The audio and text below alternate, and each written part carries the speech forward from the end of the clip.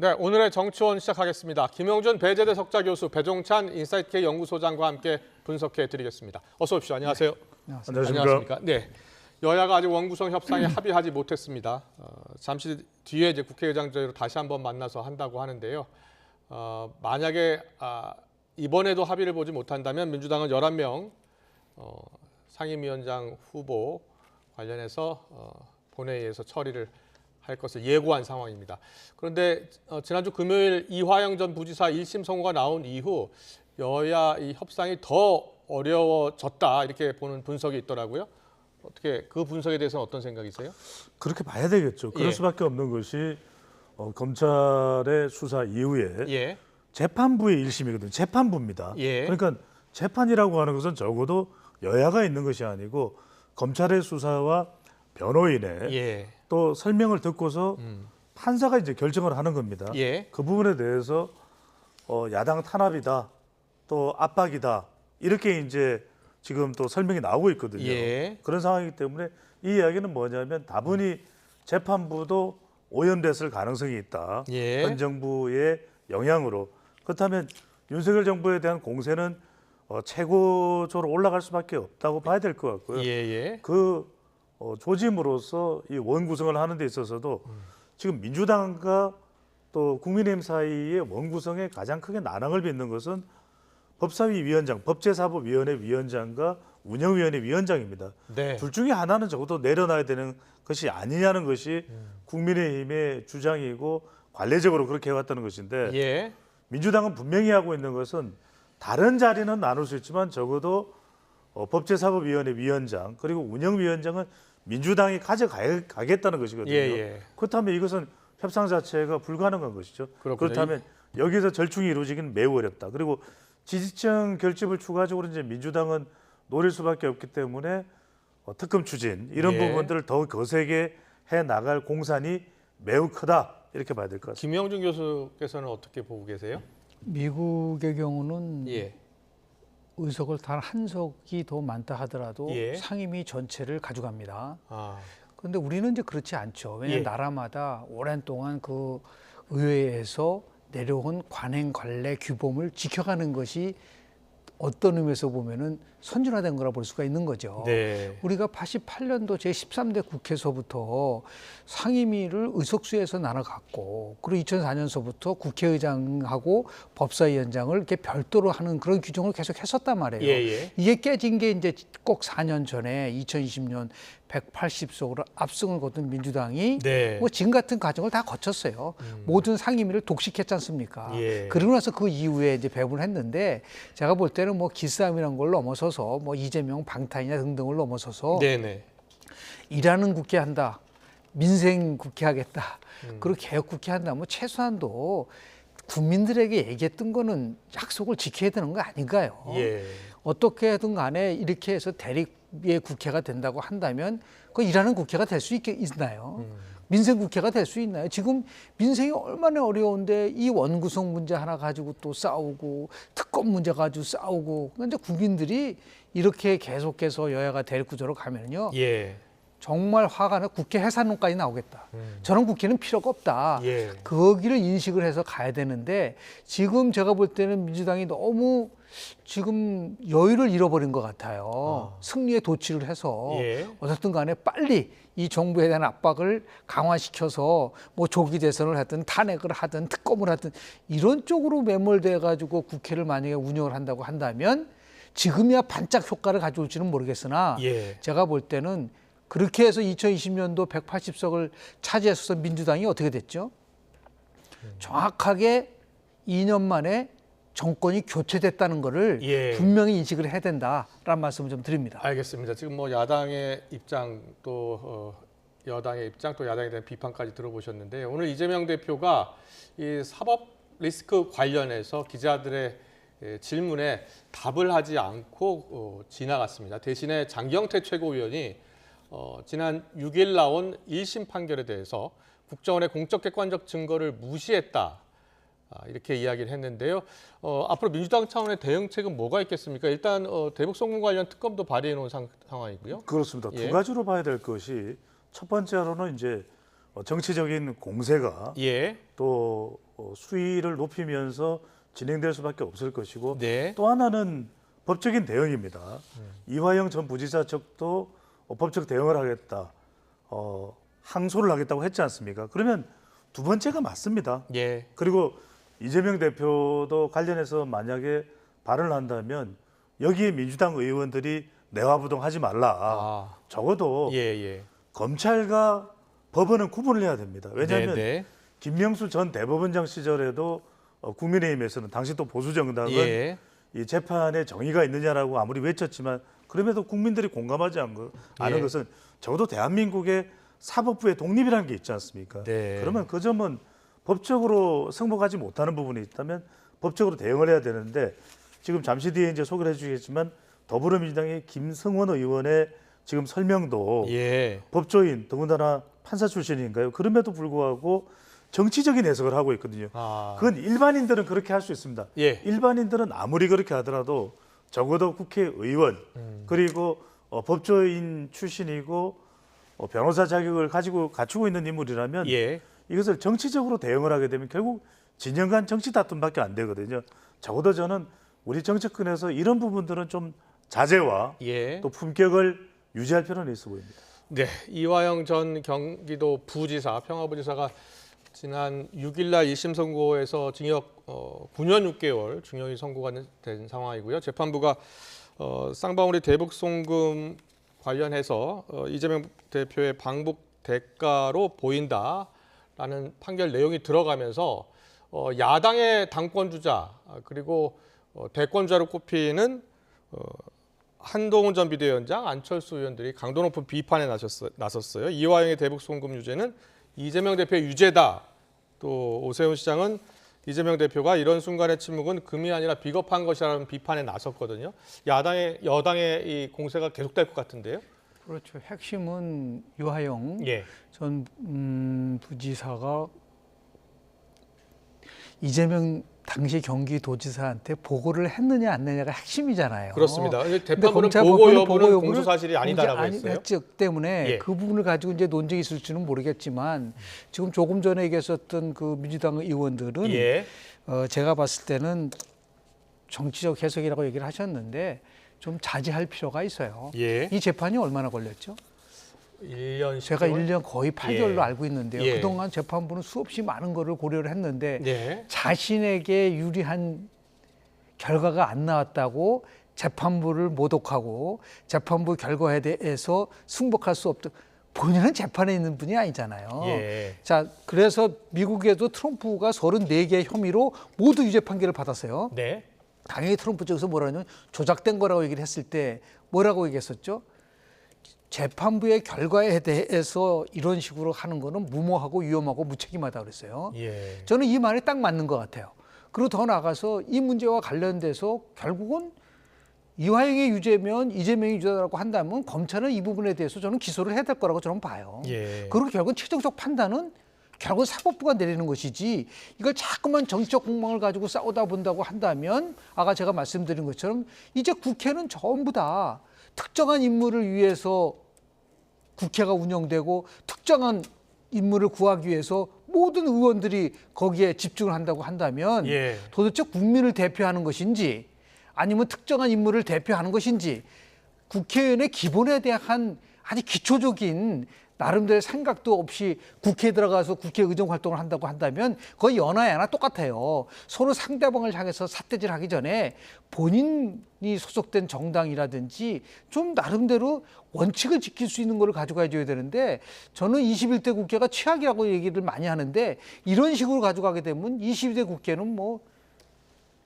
개헌을 하자마자 국민들에게 질타를 받을 수밖에 없다. 차분하게 사법부의 판단을 그래서 1심도 있고 2심도 있고 대법원도 있는 거 아니겠습니까? 그런 면에서 그래서 압박을 하려고 하면은 결국은 또 더 나가서 특검을 도입시켜가지고 사법적으로 압박을 한다는 것은 결국 민주주의를 후퇴시키는 것이다라는 말씀을 좀 드리고 싶습니다. 네, 이화영 전 부지사 측은 이제 항소 방침을 밝힌 상황이고요. 민주당은 일단 유감을 표시했습니다만 2심은 달라질 것이다라고 이야기한 상황입니다. 이런 가운데 한동훈 전 비대위원장이 연이틀 페이스북에 글을 올렸어요. 이재명 대표를 겨냥한 글로 보이는데요. 이미 진행 중인 형사재판은 형사 피고인이 대통령이 된다고 해서 중단되지 않는다고 본다라고 얘기했고 자기 범죄로 재판받던 형사 피고인이 대통령이 된 경우에는 그 형사재판이 중단되는 걸까라고 글을 올렸습니다. 우리나라 헌법 84조 이야기가 계속 나오던데요. 네네. 한동훈 전 비대위원장이 저 글을 계속 올리는 이유가 뭘까요?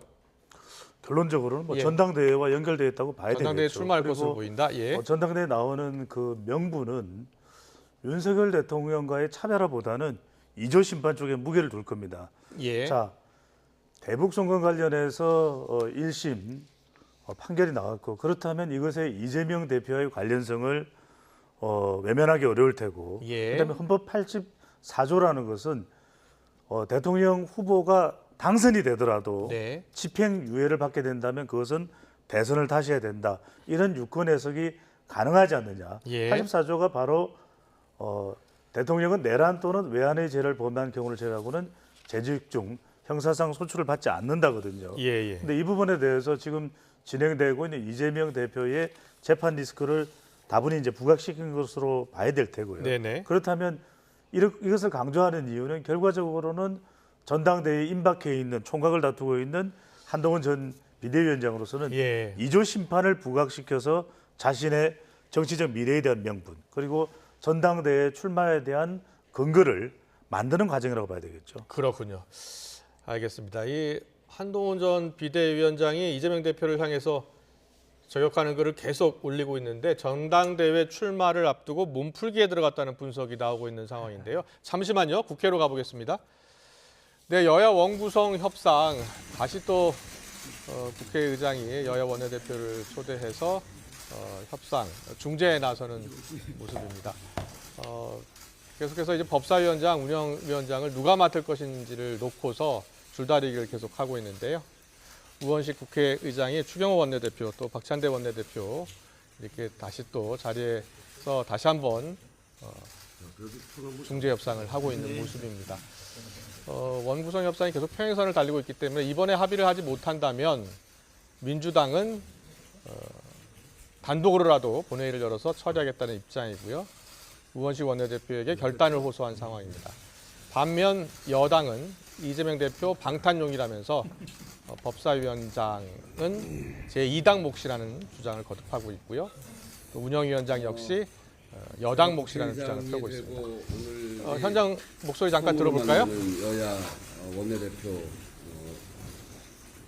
그런 자리입니다. 참 반갑고요. 여러 차례 뵙자고 요청을 했는데 그동안 뵐 수 없어서 그 점은 참 유감스럽다 이렇게 말씀드립니다. 오늘 불가피하게 본회의를 소집을 했는데 국민의 뜻과 국회법에 따라서 이 국회를 운영해야 하는 국회의장의 입장에서 이 원구성과 개원을 마냥 기다릴 수 없기 때문에 불가피하게 이렇게 본회의를 소집을 했습니다. 민생이 참 절박합니다. 지금 지역을 다녀보면 문 닫은 가게도 정말 많고 그래서 한시라도 빨리 국회의 문을 열어라.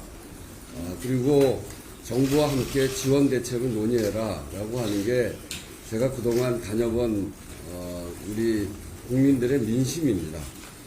또 군사적 긴장도 매우 높아져서 국민들이 불안해하고 또 다음 주로 예고된 그 의료계의 집단 추진도 참으로 국민들의 많은 걱정을 주고 있습니다. 그래서 이런 속에서 국회가 손 놓고 있는 것은 국회의장으로서 더 이상 있기가 어렵다 이런 판단 때문에 불가피하게 소집하게 됐다는 말씀을 드리고요. 관례를 존중해야 된다는 말씀이 여러 차례 있었습니다. 저도 국회의 관례는 매우 소중한 전통이고 또 우리가 꼭 따라야 되는 거라고 생각합니다.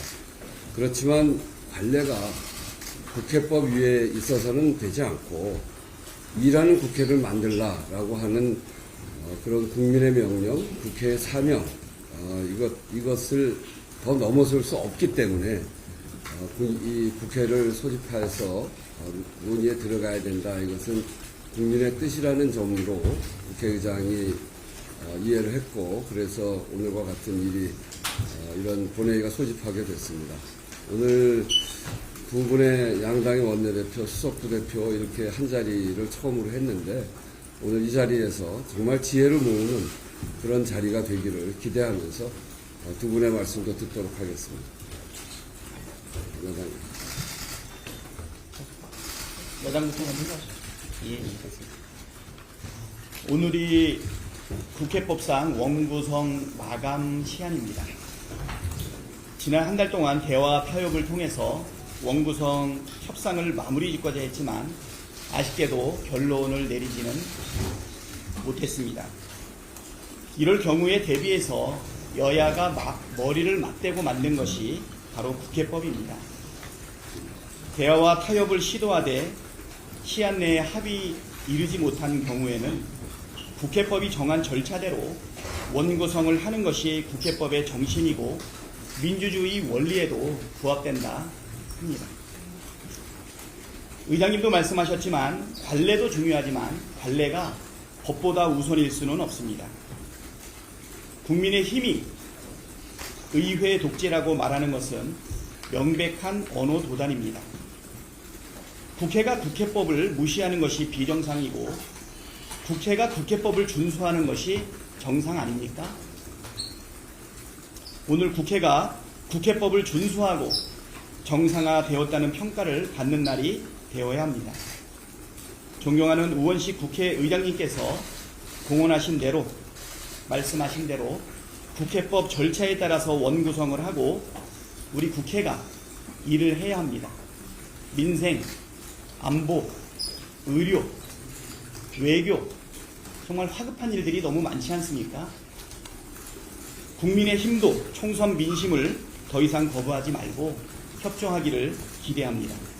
국민들께서 우리 국회를 보고 있습니다. 일하는 국회, 실천하는 국회, 민생과 안보, 외교를 챙기는 국회, 국민들이 기다리고 있다는 것을 명심해 주셨으면 좋겠습니다. 국민의힘 원내대표 주기환입니다. 우선 신임 국회의장께서 여야 간에 제대로 된 합의 없이 본회의 의사 일정을 일방 통보하게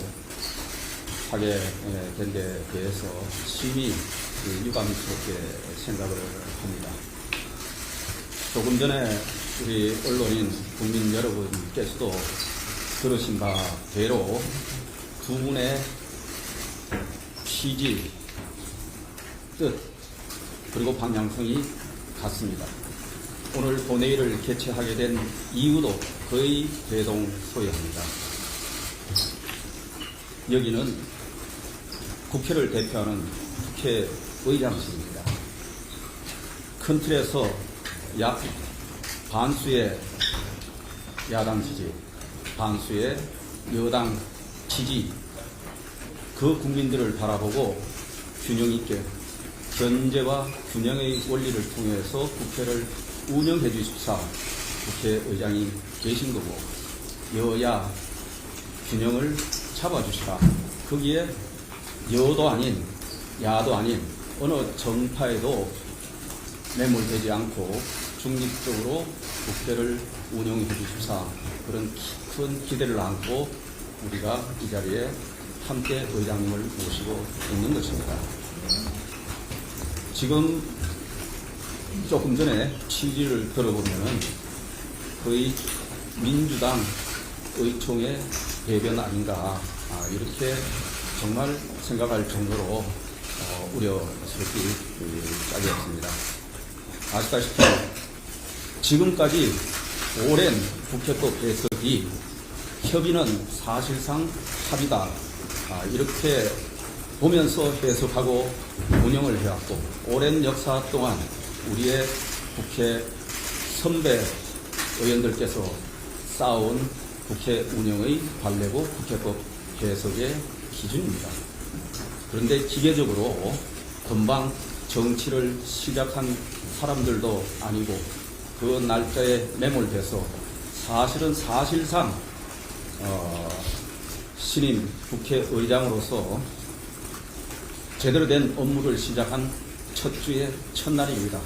아침부터 국회 소집을 본회의 소집을 일방적으로 통보하시고 오늘 이런 장면이 연출되게 되어 있는 겁니다.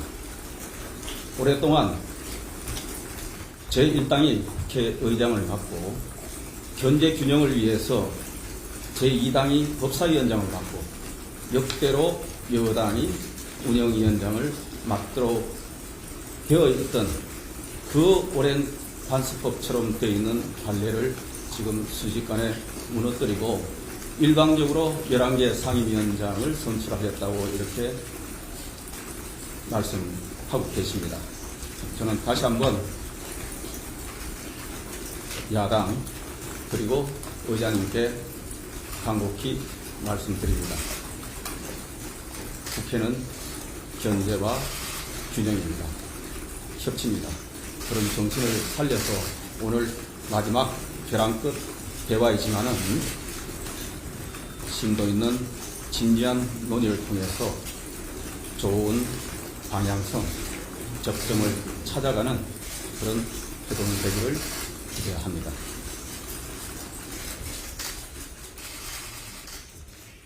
네, 우원식 국회의장, 또 박찬대 민주당 원내대표, 추경호 국민의힘 원내대표의 발언을 들으셨는데요. 무엇보다 중요한 우원식 국회의장은 오늘 본회의를 소집할 수밖에 없던 이유를 이렇게 밝혔습니다. 국회 관례에 따라야 하지만 국회 법 위에 있지 않다. 일하는 국회를 위해서 소집할 수밖에 없는 상황이다라는 입장을 밝혔고요. 이에 대해서 박찬대 민주당 원내대표는 총선 민심 거부 말고 국민의힘이 협조해 주기를 바란다라는 입장을 밝혔습니다. 이에 대해서 추경호 원내대표가 오늘 국회의장에 대한 불만을 그대로 드러냈습니다. 정파에 매몰되지 않고 균형을 잡아나가기를 바란다면서 견제와 균형을 거듭 강조했는데요. 자, 오늘 법정 시험 마감이 10일이기 때문에 오늘이 마지막 날인데 쉽지 않을 것 같은데요. 지금 이제 국회 관련된 짧은 부분에 제가 말씀을 좀 드리면요. 2000년도 총선이 끝났을 때 당시 야당이 133석을 가져갔고요. 김대중 정부가 115석, 그리고 JP가 이끄는 자민련이 17석. 야당이 DJP 연대, 새정치민주당하고 자민련을 합친 것보다 더 많았어요. 국회법에 따르면 어떻게 돼야 되죠?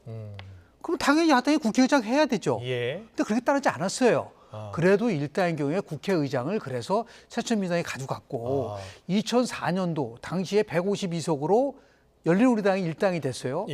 노무현 정부 시절입니다. 노무현 대통령이 국회와 관련돼서 그래도 우리가 협치를 해야 된다 그래서 국회의장은 일당은 결국은 가져가고 이당한테 법사위원장을 주자고 얘기를 해서 16년간 유지된 겁니다. 그게 전통이에요. 지금 국회의원과 관련돼서 지금 의장이나 지금 민주당의 박찬대 의원은 의회 정치론 가서 다시 한번 좀 숙지 좀 했으면 좋겠어요. 국회법에 따라서 다 한다고 한다면 그러면 대화 협의 뭐가 필요합니까? 제가 두 가지 예를 든 이유가 뭐냐면 이게 국회법만 따라갔다고 한다면 그런 결정이 나올 수가 없어요. 의회가 협조로 하고 대화하고 타협을 하려면 오랫동안 내려온 걸 지켜가면서 해야지 저렇게 밀어붙이기식으로 하면서 일하는 국회 만들겠다는 거는 앞뒤가 맞지 않는다라는 말씀을 좀 드리고 관례가 국회법보다 더 소중할 때가 있다는 게 미국 의회 민주주의가 지탱되는 하나의 규범이라는 걸 좀 말씀을 좀 드리고 싶습니다. 알겠습니다. 잘 들었습니다. 배 소장님은 어떻게 보셨어요? 말씀드리면은 두 가지인데 하나는 중재자가 없다는 것. 중재자가 없다. 국회의장도 선출돼서 존재하지만 중재 역할을 못하고 있다. 두 번째는 명문화되어 있지 않다. 우리는 관련된 명시화가 안 돼 있으면 싸우게 돼 있어요. 그러면 차라리 명문화를 해놓든지. 국회법을 바꿔야 된다고 보세요? 우리는 성문법이 아니라 적어도 불문법의 이 존중이 적어도 국회 차원에서는 이루어질 줄 알았죠. 그래도 어른들의 무대 아니겠습니까? 그런데 아이들이 보기에도 절충 중재가 전혀 이루어지지 않는다. 조금만 추가적으로 말씀드리면 물론 다수 의석과 또 견제와 균형에 대한 주장이 충돌하고 있거든요. 그런데 이렇게 한번 설명드려 볼게요. 자, 6개의 중요한 것 중에서 결과대로 이제 민주당이 강행을 한다면 국회의장, 부의장, 법제사법위원회 위원장, 또 운영위원장, 과기 과학기술방송통신위원장이 다 민주당 몫이 됩니다. 그러면 이제 국민의힘에 남는 건 국회 부의장 한 자리가 되겠죠. 그러면 그 다음은 어떤 상황이 벌어지냐? 윤석열 대통령 계속 거부권 행사를 할 수밖에 없을 거예요. 그래서 누군가 저는 지금 대한민국 국회에 제일 필요한 것은 중재자다. 네. 중재자가 필요해 보입니다. 알겠습니다. 잘 들었습니다. 두 분의 평가를 들었고요. 앞서 이야기를 나누다가 중단했는데 한동훈 전 비대위원장 일단 전당대회 출마 가능성이 높아지고 있다. 이런 관련 보도가 많이 나오고 있는데 이와 관련해서 이재호 전 의원, 지금 현재 민주화운동 기념사업회장이고요. 김영우 전 국민의힘 의원의 목소리 듣고 오겠습니다. 불러다가 야, 네 이번에 그만둬라. 선거 끝난 지 얼마 안 됐는데 선거 때 지면 어쨌든 당대표가 책임지고 국민들 앞에 좀 반성하는 모습도 보여야 하고 좀 사람이 좀 겸손해야지. 근데 또 선거 끝난 지 2달도 안 돼 또 대표 나선다. 이재명 씨가 대선에 지고 국회의원하고 당대표 한다고 얼마나 우리가 욕했냐. 입 달린 대로 욕했지 않냐. 그래 놓고 니는 선거 끝나고 얼마 안 됐는데 또 대표하려고 하냐 하고 나는 점잖게 다 얘기했어요. 한동훈 또 전 비대위원장이 이재명 대표의 사법 리스크를 직접 겨냥하고 나왔습니다. 저는 어떻게 보면은 사실상의 전당대회 출마 선언이 아닌가 이런 생각을 하는데 결국 사법 리스크를 안고 있는 이재명 당대표 또 이제 조국 혁신당의 조국 대표도 이제 포함이 되겠지만은 그런 그 사법 리스크를 가지고 있는 야권 야당의 지도자들에 대한 한동훈 전 비대위원장의 굉장히 법적인 비판과 분석과 평가 이런 게 이제 앞으로 계속 나올 것 같아요. 그러면서 전당대회가 더 뜨거워지지 않을까. 어떻게 생각하세요? 이재호 사업회장이 이재명 대표 대선에 지고 국회의원하고 당대표 나왔을 때 얼마나 우리가 욕을 했냐라고 하면서 이번에는 안 나오는 게 좋겠다라는 생각을 밝혔어요. 본인의 이제 판단을 하는 거겠죠. 근데 본인이 그 한동훈 전 비대위원장이 뭐라 그랬냐면 여의도 사투리 쓰지 않겠다. 여의도 문법에 그런가요? 그게 되지 않겠다고 했기 때문에 기존에 대한 문법, 정치 문법이면은 당연히 안 나올 수밖에 없는 구조가 갈 수밖에 없고 제일 아픈 부분일 거예요. 이재호 전 의원이 얘기했던 거는 그러면 이재명이랑 뭐가 다르냐라는 그 비판을 어떻게 이제 감수할 것이냐라는 문제가 있고요. 지금 예를 들어서 한동훈 전 비대위원장이 이재명 대표를 비판하고 이런 것이 전당대회 출마에 위한 포석이라 저는 그렇게 생각하지 않아요. 핵심은 뭐냐면 사법 지연에 대한 부분들을 간접적으로 저는 얘기하는 거라고 봅니다. 아니 3년이나 남았는데 그 3년 동안 이게 끌어진다고 한다는 것에 대해서 정말 있을 수가 있는 것이냐라는 부분들을 간접적으로 얘기하는 것이고 공직선거법 위반과 관련된 거는 지금 뭐 이렇게 복잡한 것도 아닌데도 2년이 지났는데도 아직까지 판결이 안 나고 있는 부분들이 있기 때문에 이 사법 지연에 관련돼서 우리가 그거로 인해서 나올 수 있는 문제점을 제기한 것이지 그걸 가지고 뭐 본인이 나오면 뭐 당선 가능성이 높다고 판단하면 나올 수밖에 없는 거지만 이제 정치적인 판단을 어떻게 할 거냐, 결심을 어떻게 할 거냐, 결정적 순간을 어떻게 잘 끌고 갈 것이냐는 거는 본인의 판단 여부에 달려 있지 않을까 생각합니다. 그렇군요. 배 소장님은 어떻게 전망하세요? 정치적 미래를 위해서 이번에는 안 나오는 게 좋겠다라는 생각인 것 같아요. 이재호 전 의원이요? 그런 조언들도 다 참고를 하겠죠. 하지만 저는 결정적으로 데이터를 분석하는 사람이니까 헌법 84조에서 출마 가능성이 84% 이상 높아졌구나. 그렇군요. 지구당 이야기할 때가 70% 이상. 그다음에 해외 직구 규제를 반대할 때가 50% 이상이었다면 헌법 84조는 결정적이죠. 이재명 대표를 정조준하고 있거든요. 그렇군요. 그 이야기는 2조 심판 명분으로 전당대회 출사표를 밝히겠다, 임박했다. 봐야 되겠죠. 알겠습니다. 잘 들었습니다. 마지막으로요. 국민의힘과 더불어민주당 전당대회 이제 시간표가 거의 확정이 됐죠. 민주당은 아니고요. 국민의힘이요. 여야 모두 지금 당원 당규 관련한 논의들이 뜨겁습니다. 영상으로 먼저 만나보고 오겠습니다.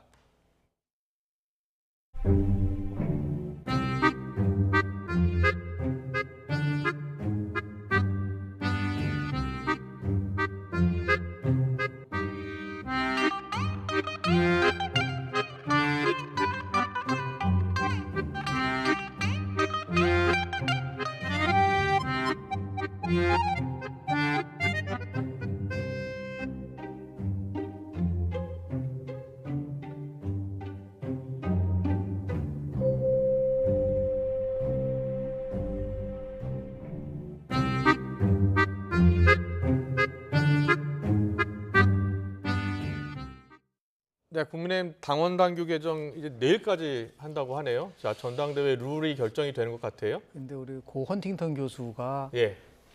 정당 정치와 관련돼서 제도화의 수준이라는 단어를 썼어요. 그 네. 정당이 얼마만큼 선진화되고 그리고 국민의 지지를 받는 제도화가 돼야 되는데 네.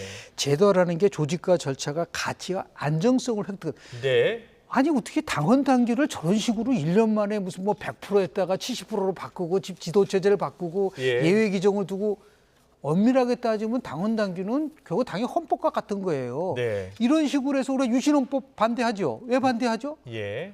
그때 말이 안 된다 그랬잖아요. 대통령이 마음대로 자기가 영구 집권하려고 한 영구집권 의도가 있었다. 예. 그럼 똑같은 거 강력한 아닌가요? 비판받았죠. 그 비판 받았잖아요. 예. 근데 당원 당규를 누구 특정한 인물을 마치 생각을 하면서 예외 규정을 두고 또 1년 만에 집단 지도 체제로 가는 자 이런 식으로 얘기를 하니까 예. 한국의 정당 정치는 정말 후진성에서 벗어나지 못하고 있다.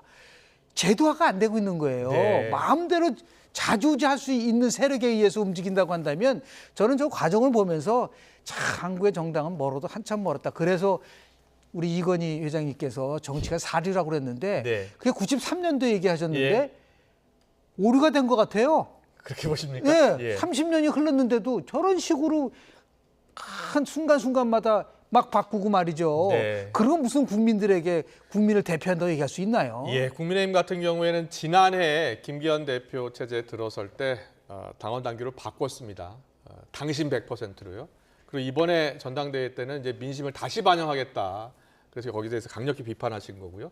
황우여 비대위원장은 또 2인 지도 체제를 이야기했습니다. 당대표, 부대표. 자, 그것은 어떻게 보세요? 집단 지도 체제를 하느냐, 뭐 진짜 예. 오랜 기간 동안은 내려왔었던 부분이 지켜져야죠. 네. 그리고 2, 3개월 정도의 활동을 하는 비대위는 뭐라고 얘기했었죠?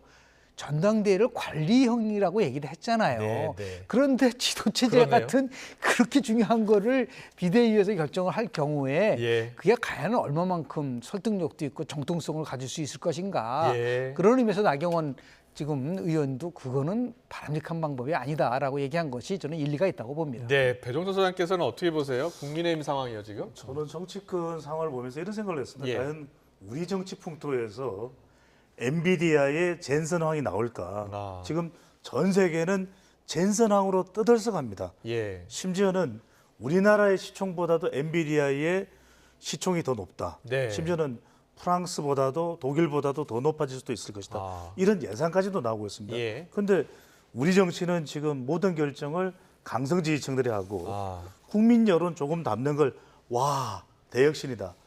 당원에게 국회의장 선출에 대한 권한도 넘겨주는 것도 와 혁신이다. 이렇게 이야기를 하고 있는 상황인데 마치 강한 것이 옳은 것을 이긴다라는 것이 여의도 문법처럼 돼가고 있거든요. 예. 그 2인 지도 체제를 왜 이야기했을까요? 그거는 이제 조금 견제의 포석이 좀 깔려 있다고 누구를 봐야 견제하는 되겠죠. 것으로 보이세요? 한동훈 전 위원장이라고 봐야 되겠죠. 아, 그렇군요. 국민들은 민도가 매우 높습니다. 예. 저는 제발 간청하건데요.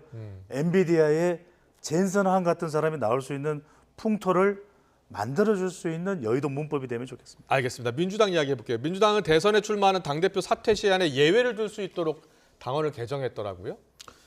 첫 번째로는 이것이 누구를 의식한 것이냐. 이재명 대표. 네. 왜냐하면 연임이 거론되고 있고 심지어는 주변에 아주 가까운 인물들 이른바 네. 친명이 아니라 찐명이라고 이야기하는 정치인들이 거론을 하고 있어요. 예. 두 번째로는 지금 이재명 대표 연임 거론되는 과정에서 경쟁자가 누구 거론되는 인물이 있습니까?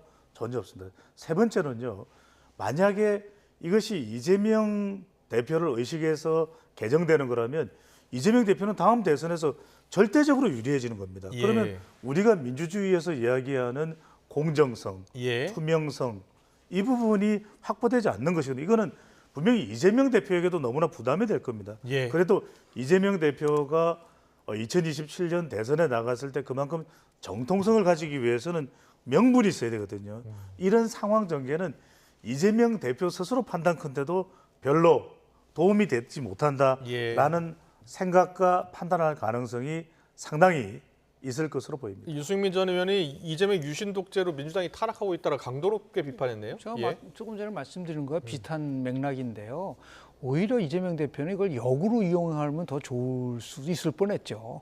의결해도 안 된다, 지켜야 된다라고 하면서 뭐 아니 전당대회에서 뭘 들어서 차기 지방선거에서 어떤 권력을 계속 유지한다는 거라든지 이 부분보다는 원칙 있는 리더십을 보여줘야지만이 그 정당을 믿고 지지를 하는 것인데요. 지금 저는 여야 정당을 보면은요.